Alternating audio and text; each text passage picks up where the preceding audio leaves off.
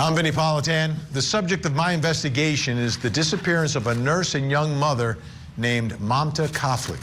When a young mom disappears, suspicion often falls on the husband. And that's the case here, as her husband did not report her missing when she vanished. Here's the story.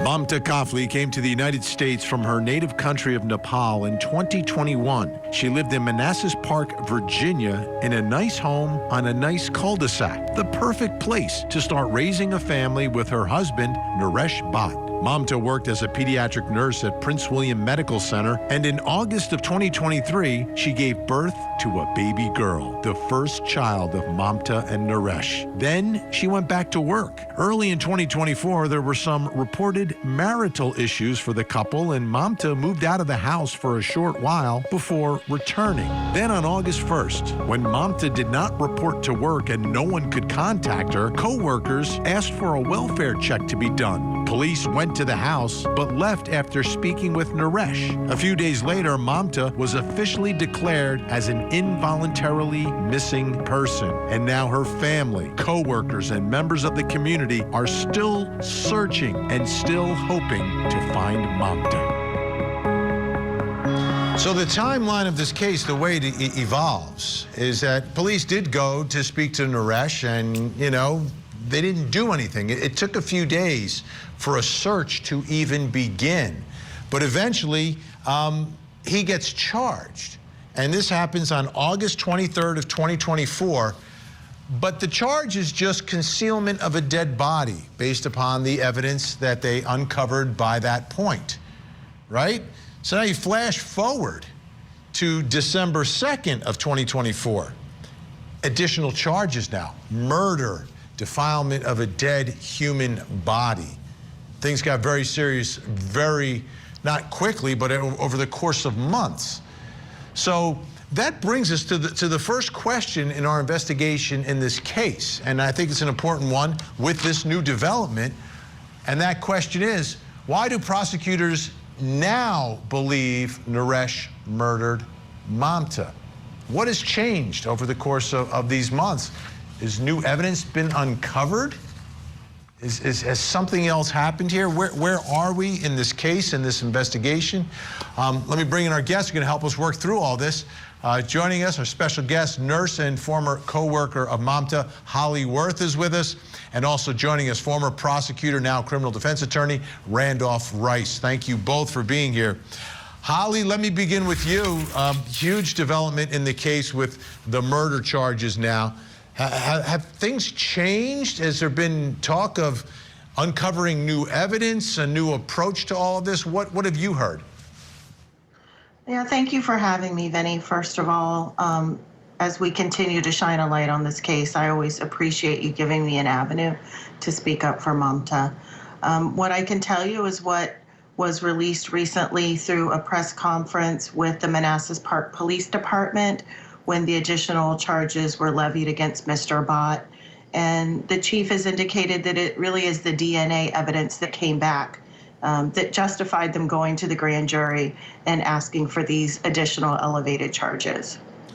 Okay, so because we still haven't found Mamta, and Randolph, that's always a challenge, isn't it, for prosecutors when you talk about you don't have a body, but you believe this person is responsible for the murder. So you have to have something that you can bring into a courtroom that demonstrates, hey, listen, she's dead. Because that's one of the things you need to prove beyond a reasonable doubt, that she didn't just wander off somewhere. Certainly, but there are many cases out there where the prosecutors have been successful in prosecuting defendants where they don't have a body because they have such strong circumstantial evidence. And in this case, there seems to be enough of that. They've got the copious amounts of blood at the scene. They've got the behavior of the suspect after the fact. They've got his buying certain objects and items at different stores that indicate that certainly he was up to something that is, conducive with what their theory is as to what happened. Now, as Holly mentioned, the Manassas Park Police Chief, Mario Lugo, answered some questions from the media after Naresh Bhatt was officially charged with murder. Fox 5 in Washington posted some of that press conference, but Chief Lugo remained tight-lipped about any new evidence against Naresh. This all points to one person, which is Naresh. Do you know what the cause of death might be? I can't answer that. Do you have a murder weapon? I can't answer that either. Can you share what you believe happened in that room?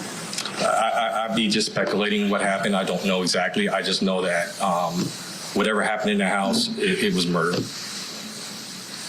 Based on court documents as to what happened in the home, for those watching who may not know, can you summarize, please? The court documents, which Your ones? documents where the blood was originally found that she'd been dragged in the home.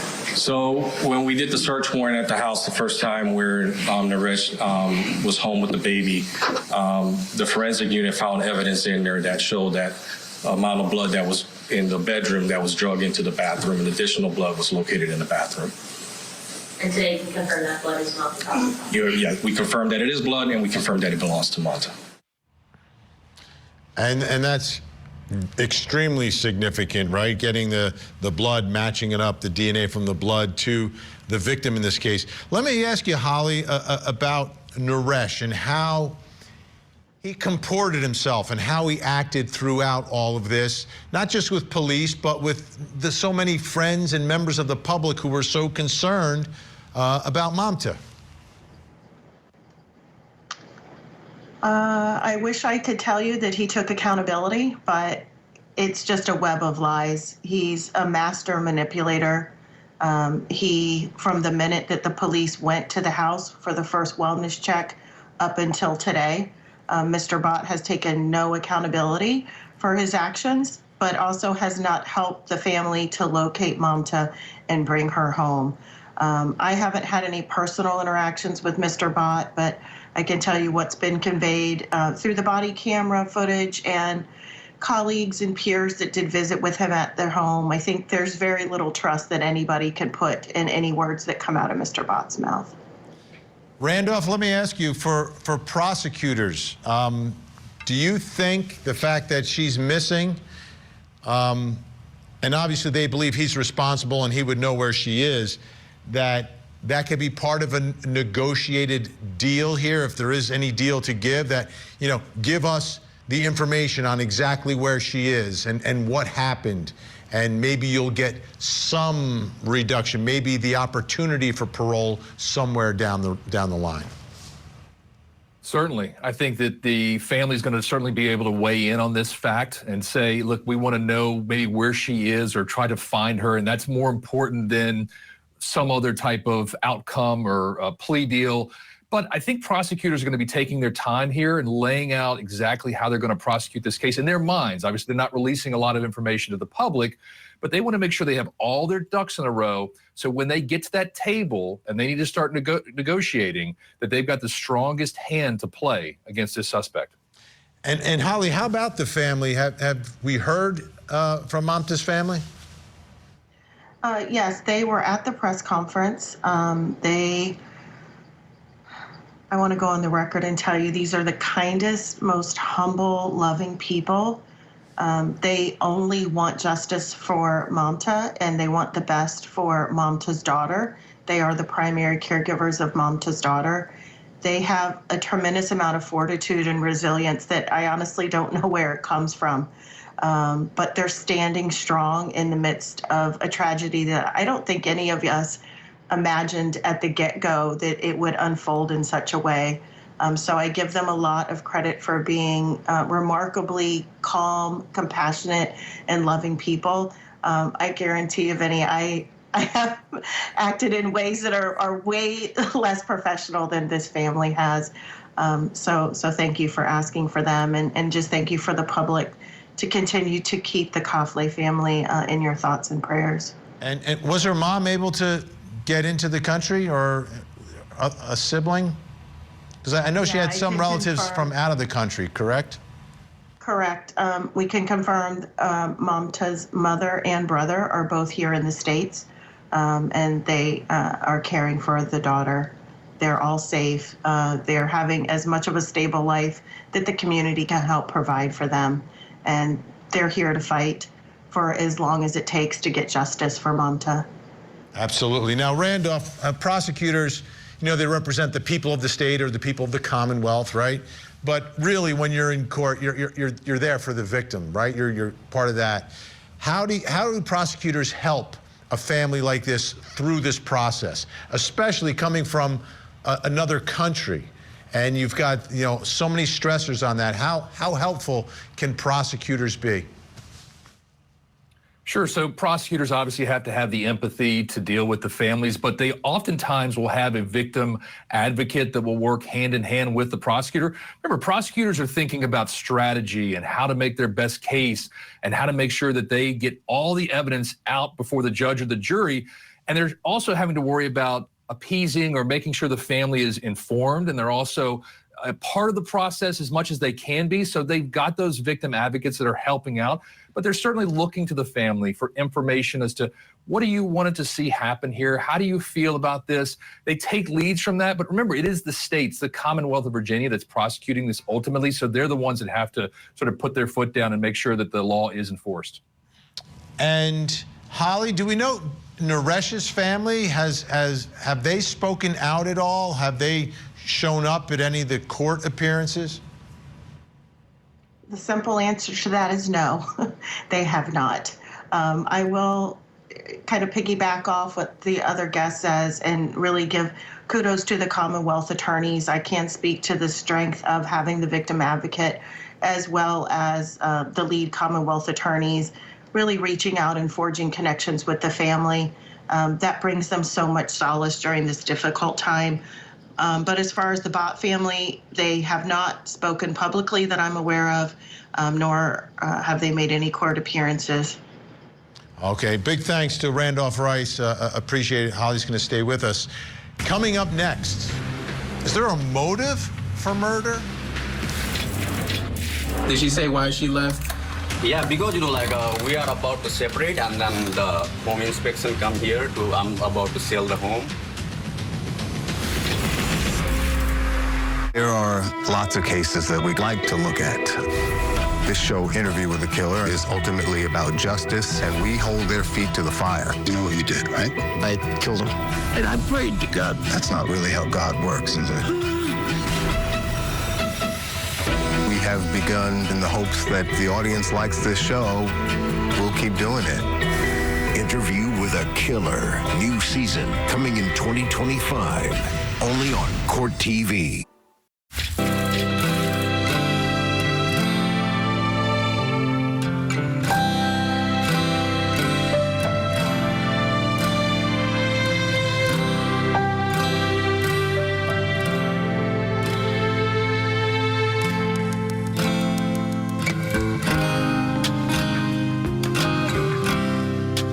There's Mamta and Naresh, obviously in better days before she went missing and he was charged with her murder, and before they found Mamta's blood being dragged, or drag marks of her blood inside the home. Wow. So they're married.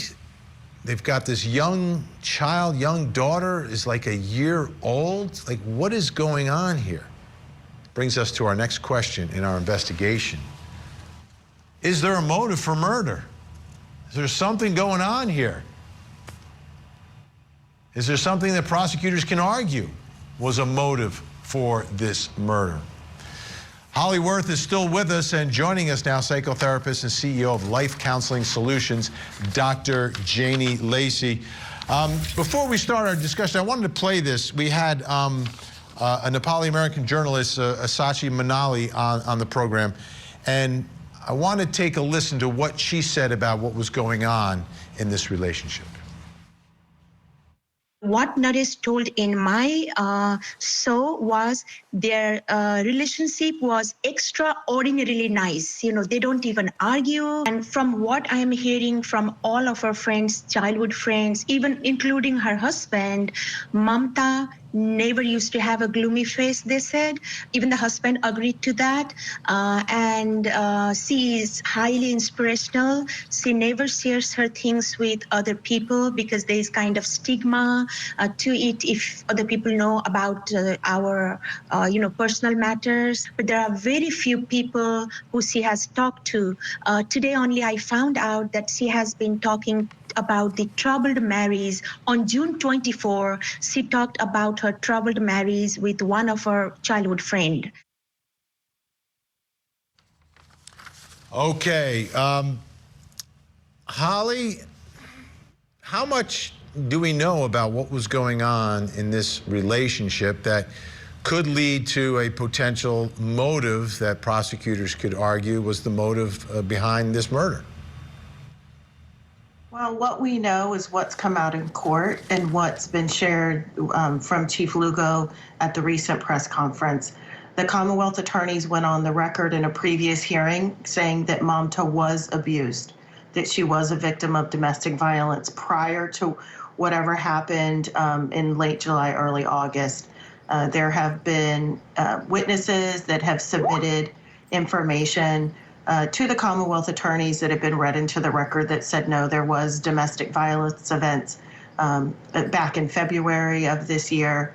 And while maybe on the surface, it appeared that Mamta was a very happy, jovial wife and mother, I think behind all of that, there was domestic violence and abuse going on that unfortunately wasn't brought to light until after the tragedy occurred. Dr. Janie Lacey, unfortunately, domestic violence is way too common. From your perspective, how does it escalate from domestic violence to the control and everything else to murder, the murder of the mother of your child? Well, Vinnie, when we look at what happens with victims of domestic violence, the first thing that people would notice is there are some behavioral changes. And as you've already mentioned, there can be what we call splitting. From the outside, it can look like the perfect marriage. It can look like the perfect relationship. The person can be smiling, but inside their world is chaotic. It's filled with fear. It's filled with anxiety. So they learn to split because there's a lot of shame and hiding. And when they're with manipulative partners, sometimes they feel like it's their fault or they're made to feel like things are their fault. But we'll look at some things like they start becoming withdrawn from their family, and especially because they've had a small child. So people from the outside can say, okay, well, she's with her family or she's taking care of her daughter. But what happens from an abuser standpoint is they tend to isolate their victim so that victim doesn't have the access to friends and family that she may have once had. And in the relationship, as we were listening to the clip, when we're looking at the victim, they're constantly trying to please that partner. Well, maybe if I do this or maybe if I do that, these are some of the things that happen inside the relationship. And then what tends to happen is from the abuser, which is their character issue, which is their evilness inside of them, is they keep moving the goalposts. And that victim is keep trying to please them as the goalpost is constantly being moved. And then things start escalating and they become more frequent. And then sometimes we know that the most dangerous time for a victim is when she is leaving the relationship. And that is potentially what we can probably suspect was happening at some form or fashion, because you can try to please and you can keep doing all these other things. But at some point, the person now starts thinking that they cannot live that way anymore, especially when there's children involved. And sometimes there's a plan to leave, or sometimes an impulse, a threatened nature to leave the relationship, which then makes the abuser more controlling and manipulative. And that's where things can get set into action. And it's a difficult moment, especially for someone like Mamta, who new to the country, doesn't have a lot of access to money, and you've got a young child. To make that move out of the house is extremely difficult. What are your thoughts about, and you mentioned that that's the point where things get even more dangerous, right? How much more difficult, though, is it for someone who has to navigate, like, how to actually do it? Like, where do I go for help? How do I even divorce someone in the United States? Well, when we look at these situations, if he was a traditional provider and one that was planning and bringing in the income and these types of things, then he held the key to control. So as you mentioned, it becomes extremely difficult and extremely dangerous if the person who is abusing you is also the person who has control and also has the keys of all the things that you need to survive in life. So it becomes extremely difficult.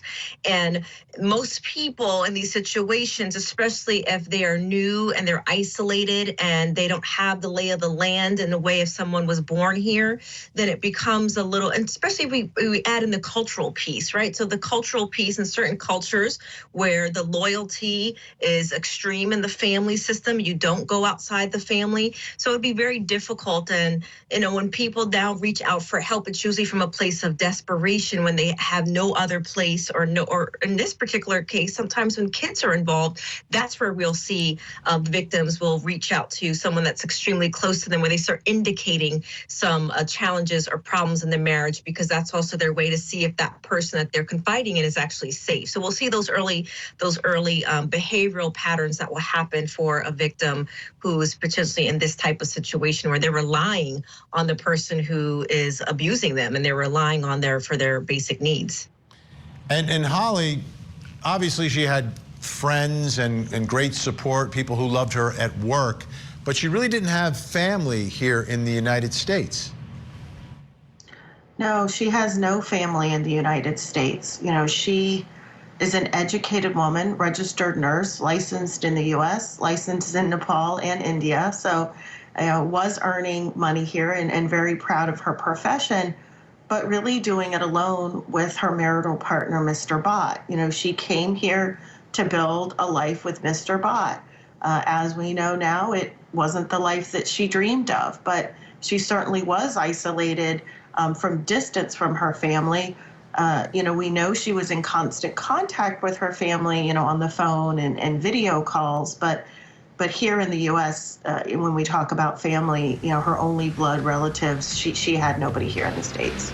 All right, Dr. Janie Lacey, thank you so much. Coming up next, where is Mamta?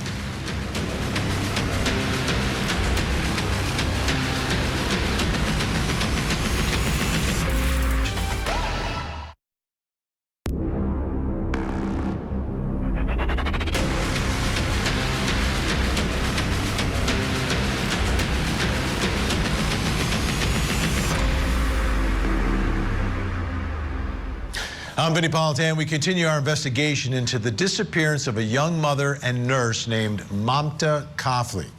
Prosecutors believe her husband is responsible, and his actions after the disappearance did not help his case. Here's the story.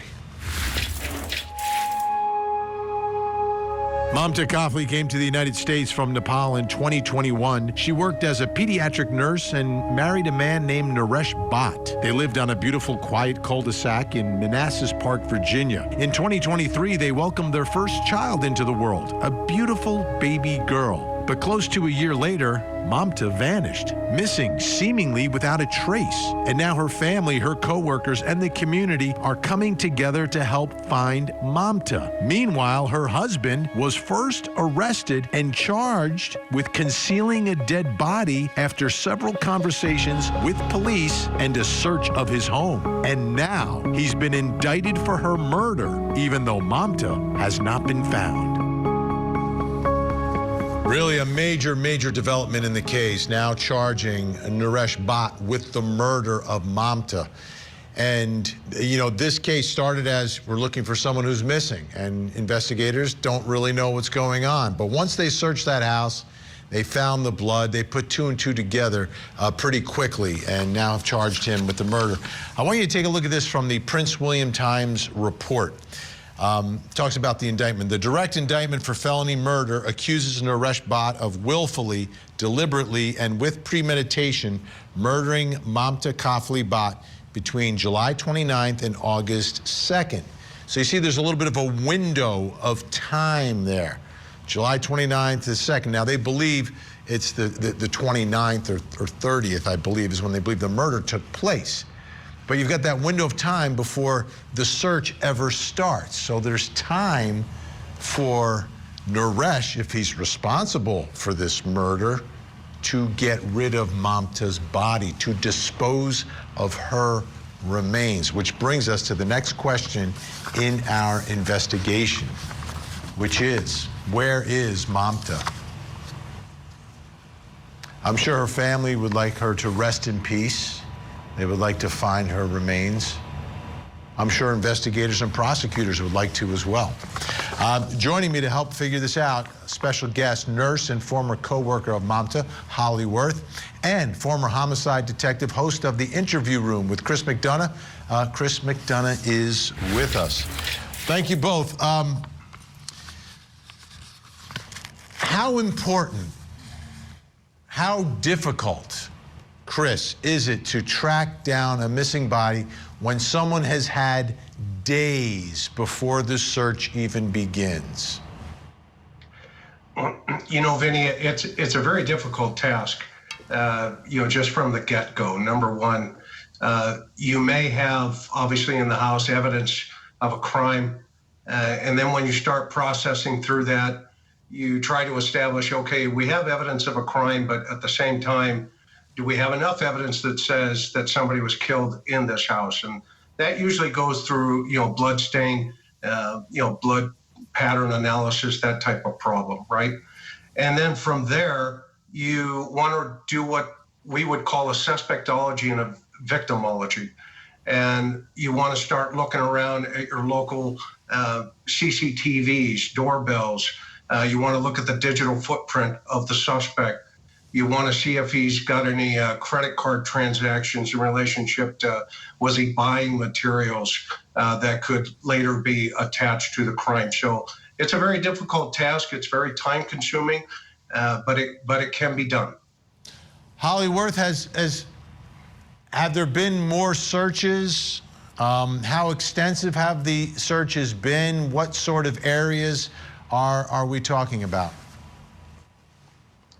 Well, the Manassas Park Police in the recent press conference, Chief Mario Lugo commented that they've executed over 40 search warrants, and he did list that it's in neighboring counties beyond just where the Bhatt home is in Manassas Park, including Loudoun County and as far out as Page County, which, for those of you who aren't familiar with that, we're talking from northern Virginia down into lower parts of Virginia. So a lot of effort's been put into finding Mamta, bringing her home for her family.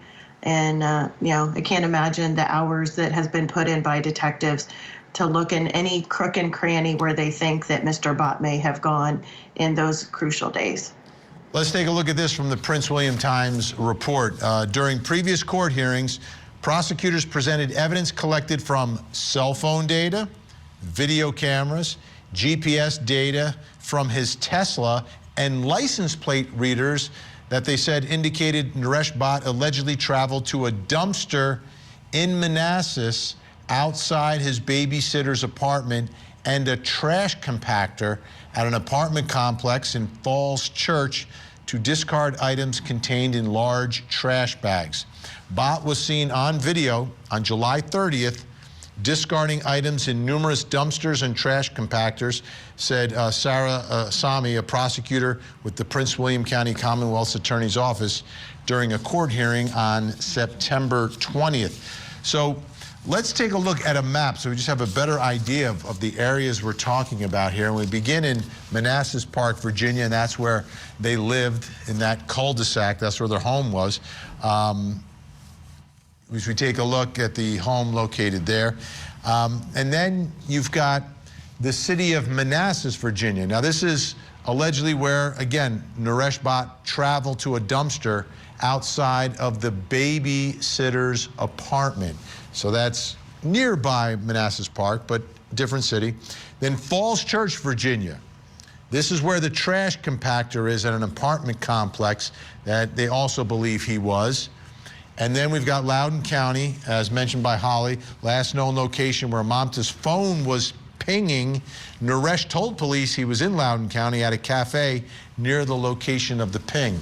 So looking at that map and what we just went through there, Chris, first, a dumpster and a trash compactor. What are the challenges if that is, in fact, where her remains were disposed of? the biggest challenge there, Vinnie, is you would have to establish when those items were dumped at a local dump. Now, the good news is that all landfills keep records of where items are picked up, and then there's a geographic location at the landfill where those items will be dumped.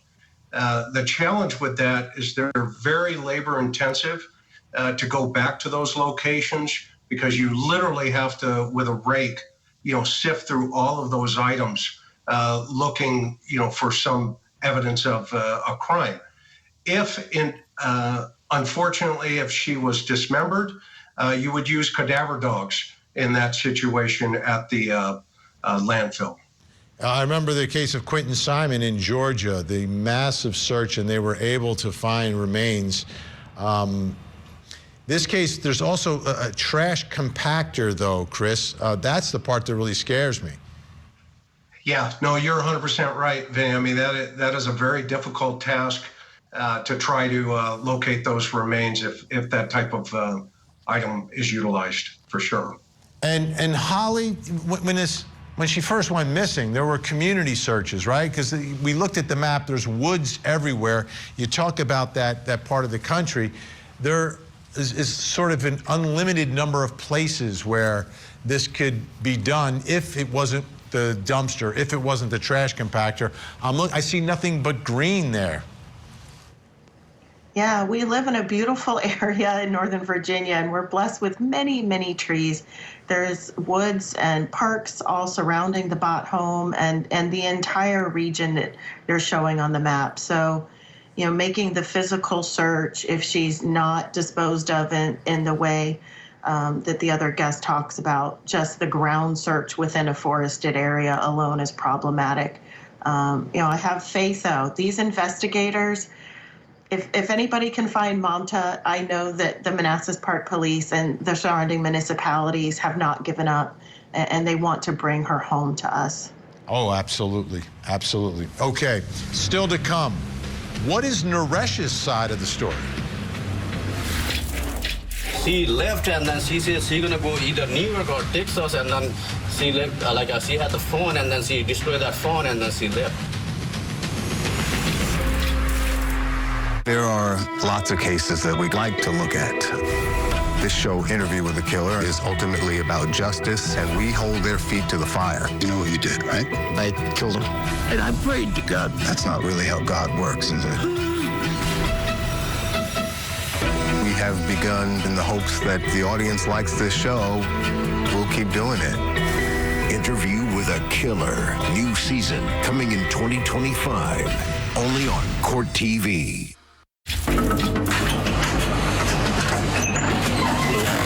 Hello, sir. How are you? I'm Officer of the Manassas Park Police.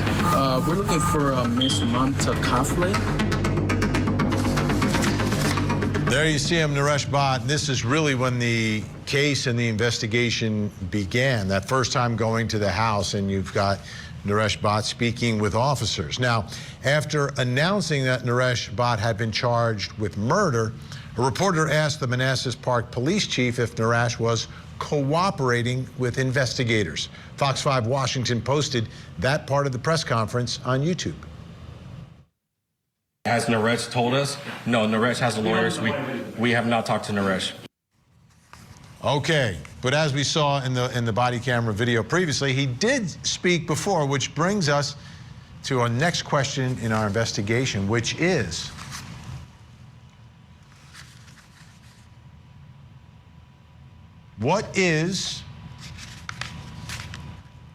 do we have it? Okay. I've got it right here, folks. What is Naresh's side of the story? And still with us, Holly Worth and Chris McDonough as we tackle this one. Let's do this. I want to take a listen to Naresh Bhatt and part of that body camera video when he's first approached here and tells a story. Let's listen. Yeah, we see on Tuesday, Wednesday, she left and then she said she's gonna go either New York or Texas, and then she left, she had the phone and then she destroyed that phone and then she left. So she destroyed the phone and she left. She said she was going to New York. Yeah, her sister, like one of her sister. Okay. Yeah. Do you have any other contact information? Yeah, I like she has a different 3 phones. I do have like 2 phone numbers. One phone number, somebody other receiving. One another contact number for the New York. I do have. Okay, can you show me that, please? Can you hand that info? Can we get those phone numbers from you? Yeah, we just want to see if she's okay because we have an employer calling to check. Hey. Did she say why she left? Yeah, because like we are about to separate, and then the home inspection come here to I'm about to sell the home. So like she wanna say like, okay, I wanna go with my sisters, and then she used to work Wednesday, Thursday, Friday, and Saturday. Okay. And then sometimes I don't know where. You can come inside or I can come outside. This is you, sir. Up to you, sir. Yeah. And like she used to live in a Falls Church. I don't know the exact address. I know the building because I noticed there because I saw her email, and then one place over there, and then I don't know somewhere in Manassas because on the 8th I think like on the 8th she started a job. Last month? No. Yeah, last month. Sorry. Okay. Yeah. On the 8th, so I'm not working since that. She say like she gonna be stay there, and then once she gonna be everything settled down, she will take the baby. She not gonna leave the baby with me. That's what she said. I know the building in Falls Church where she was. Still, she's living over there or Texas because I already conversation with her sister. She just did not reply me, and then she was asking me, and then her mom. And then her mom is also asking for me. I don't know where is she. Okay. Now, one thing he said there, I think was true, that Mamta wouldn't leave the baby with him, right? Let's talk about that, Holly, because Mamta, she's a nurse, but she's a nurse, she works with babies, right, with children. Mamta is a registered nurse. She worked mainly with adults and pediatrics, but Mamta was a devoted mom even before her career. So, for her to leave her daughter other than to go to work is very uncharacteristic of her. Absolutely. And let me ask you, Chris, about the demeanor of Naresh as he's telling this story. What sort of vibe are you getting from him?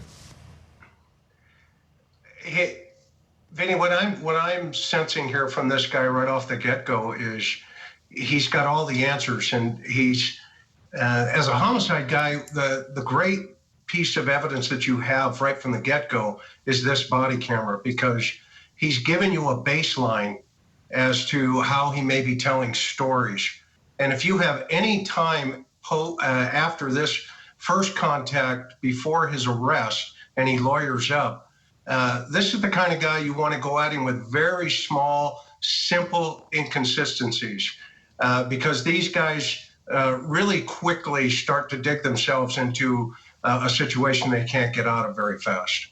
And the first one is he's mentioning a lot of names and saying, oh, this is Mamta went here, she went. You can even see him like pointing. She going here, she went there.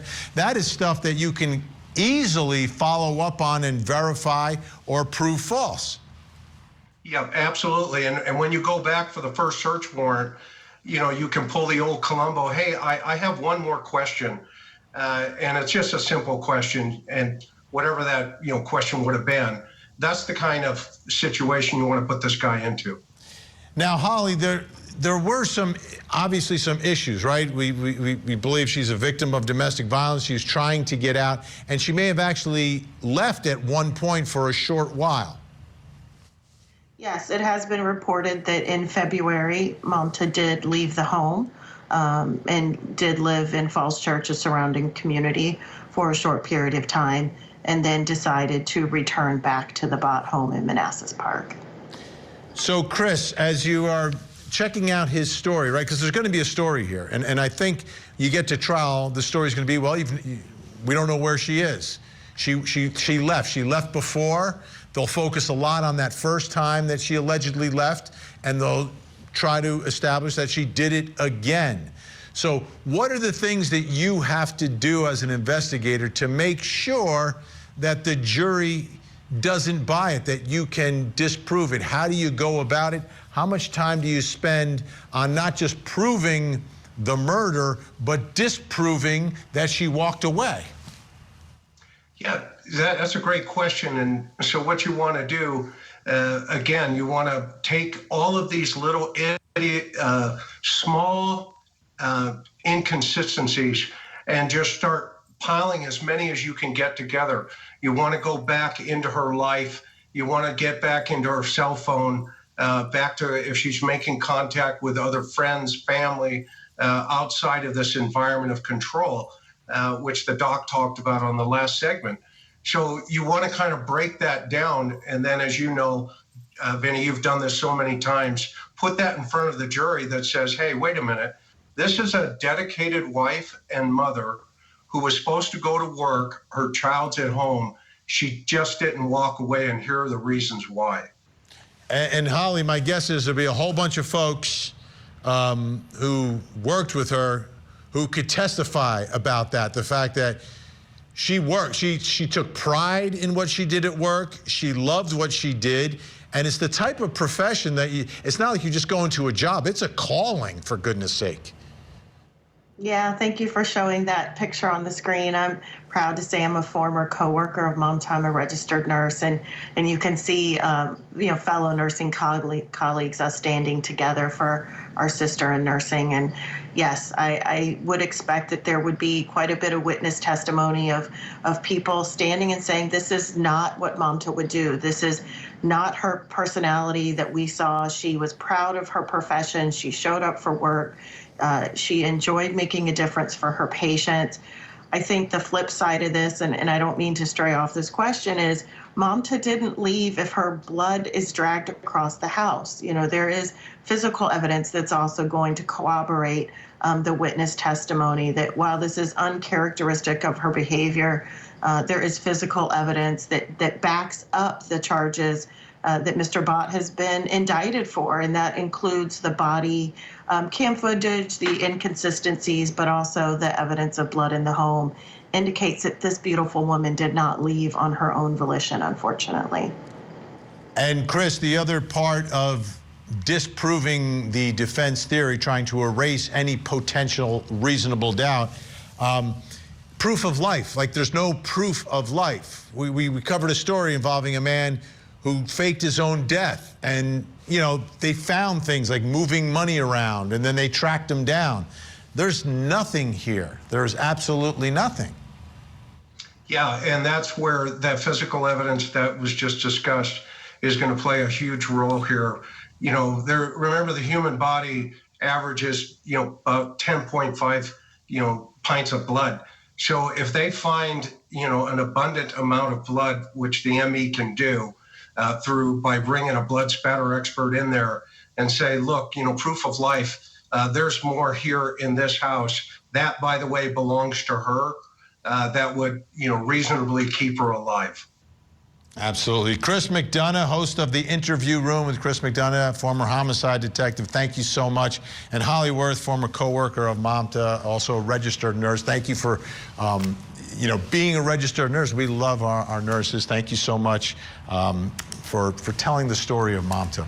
As a former prosecutor, I understand the difficult challenge in every case, but when it's murder and there's no body, it gets much more difficult. But here, the actions and inaction of Naresh Bhatt will certainly loom large inside that courtroom, especially in light of the fact that their child is only one. And his claim is going to be that she just walked away from that little girl. No one's going to believe that. I'm Vinnie Politan. We'll keep digging for answers as the investigation continues.